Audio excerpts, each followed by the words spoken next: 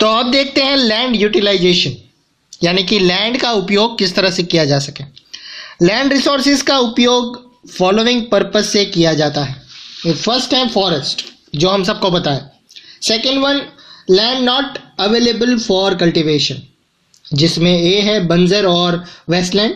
B है land put on non agriculture usage, example buildings, roads, factories etcetera.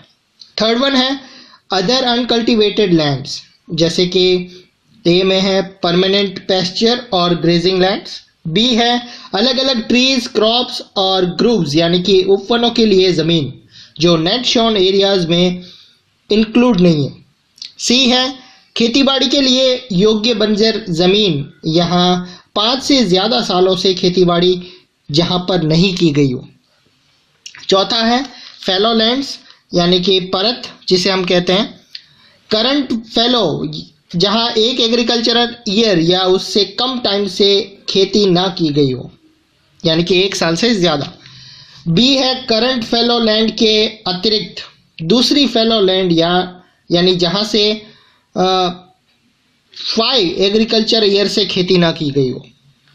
और fifth one है net shown area, एक agricultural year से एक बार से ज़्यादा बोए गए एरिया को नेट शोन एरिया में जोड़ दिया जाए तो वो ग्रॉस क्रॉप्ड एरिया कहलाता है। अब देखते हैं land use pattern in India, किस तरह से हम इसे किस पैटर्न से इसे यूज़ करते हैं। यूज़ ऑफ लैंड को डिटरमाइन, यानी कि निर्धारित करने वाले फिजिकल फैक्टर्स जैसे कि टोपोग्राफी, क्लाइमेट, सॉइल टाइप्स और ह्यूमन फैक्टर्स जैसे पॉपुलेशन डेंसिटी, टेक्नोलॉजिकल कैपेबिलिटी और कल्चरल, यानी कि कल्चर और ट्रेडिशन एटसेट्रा इसमें शामिल है। इंडिया का total geographical area 3.28 million square kilometre है, 32.8 लाख स्क्वायर किलोमीटर, लेकिन इसके 93% एरिया के ही लैंड यूसेज रिपोर्ट यानी आंकड़े अवेलेबल हैं, क्योंकि नॉर्थ ईस्ट स्टेट में असम को छोड़कर दूसरे स्टेट में जानकारी पूरी नहीं है। इसके अलावा जम्मू और कश्मीर में पाकिस्तान और चीन ऑक्यूपाइड एरियाज के लैंड यूज़ का भी सर्वे भी नहीं हुआ है, यानी कि हमारे पास कोई परफेक्ट ऐसे आंकड़े नहीं है, ऐसे डेटा नहीं है कि ये एरिया हमारा है।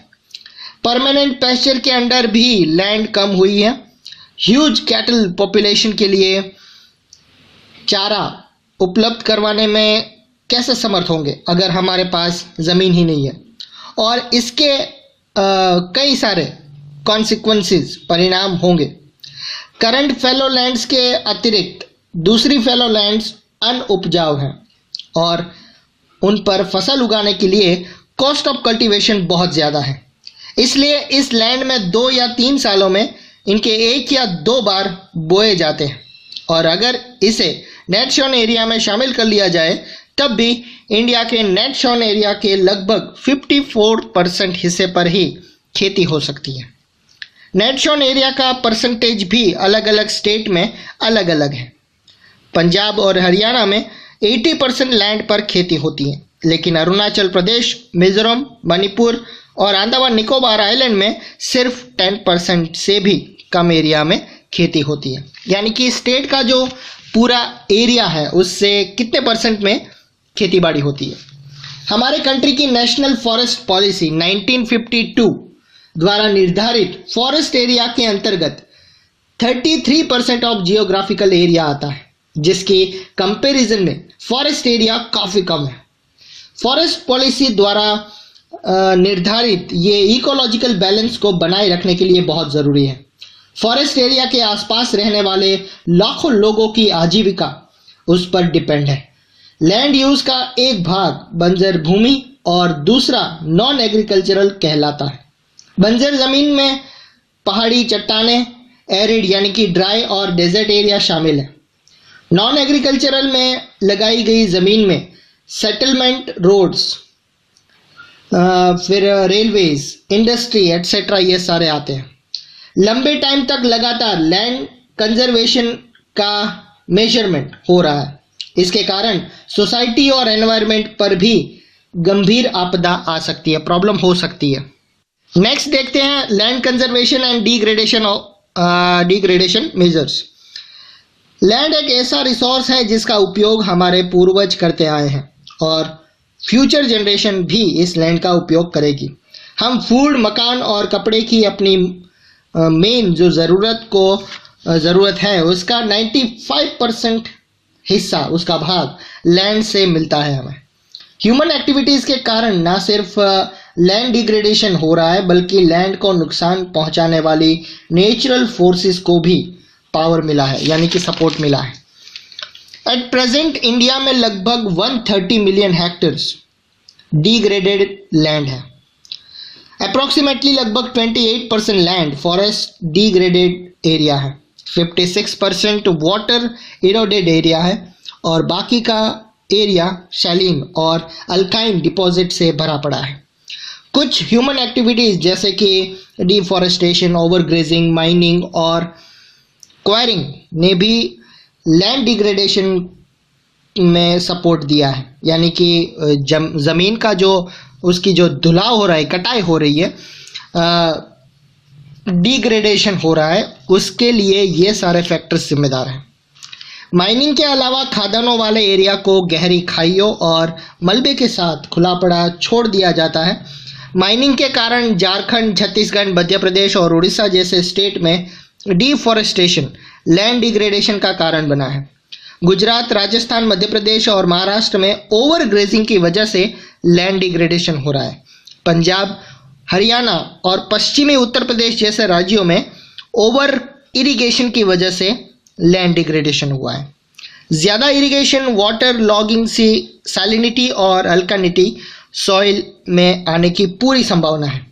मिनरल प्रोसेसिंग जैसे कि सीमेंट उद्योग में लाइमस्टोन को पीसना और सिरामिक इंडस्ट्री में कैल्काइट और सोपस्टोन के ज़्यादा उपयोग से एनवायरनमेंट में डस्ट की ह्यूज क्वांटिटी जनरेट होती है। जब इसकी लेयर ज़मीन पर जम जाती है तो सॉइल की पानी सोखने की, वाटर ऑब्जर्व करने की जो प्रोसेस है वो डिस्टर्ब हो जाती है। पिछले कुछ सालों से देश के अलग अलग भागों में इंडस्ट्रियल पानी की निकास से बाहर आने वाला वेस्ट लैंड और वाटर पॉल्यूशन का मेन सोर्स बना है। लैंड डिग्रेडेशन की प्रॉब्लम्स को सुलझाने के कई तरीके हैं। एफॉरेस्टेशन और प्रॉपर मैनेजमेंट ऑफ ग्रेजिंग, इसमें कुछ हद तक हम मदद कर सकते हैं। Planting of shelter belts of plants, control on overgrazing, stabilization of sand dunes by growing thorny bushes, इससे की जा सकती है। बंजर ज़मीन के proper management, control of mining activities, proper discharge और डिस्पोजल ऑफ इंडस्ट्रियल वेस्ट या पानी के डिग्रेडेशन के बाद जो वेस्ट बाहर निकलता है, पानी और लैंड के पॉपुलेशन को कम किया जा सकता है। अब बात करते हैं सॉइल एज रिसोर्सेज। सॉइल सबसे इंपॉर्टेंट रिन्यूएबल नेचुरल रिसोर्सेज है।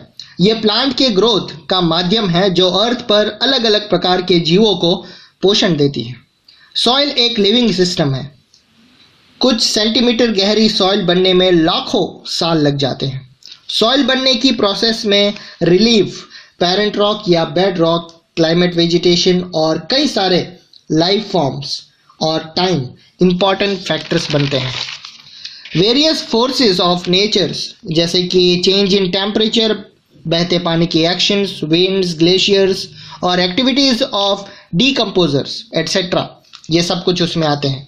सॉइल बनने की प्रोसेस में इंपॉर्टेंट रोल निभाते हैं।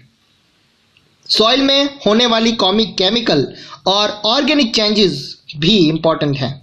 सॉइल ऑर्गेनिक यानी कि ह्यूमस और इनऑर्गेनिक मटेरियल से बनती है।